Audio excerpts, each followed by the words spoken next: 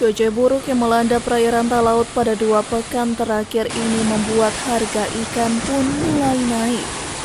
Terpantau di pasar ikan yang ada di Lirung untuk harga ikan cakalang per ekornya.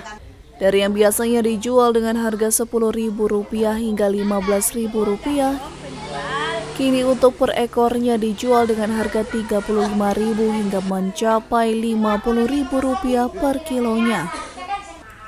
Seperti yang diungkapkan Ratna Boham, salah satu pedagang ikan yang ada di Pasar Lirung. Kan tidak memungkinkan.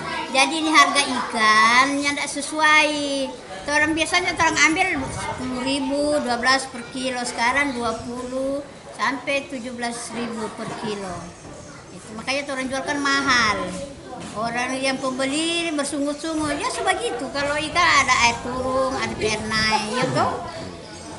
Itu saja ikan 50, ada 20 kalau yang kecil-kecil sekali. Kalau yang besar begini 150.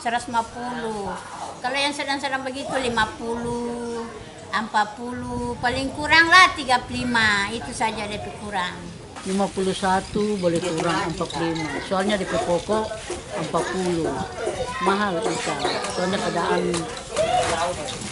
kencang.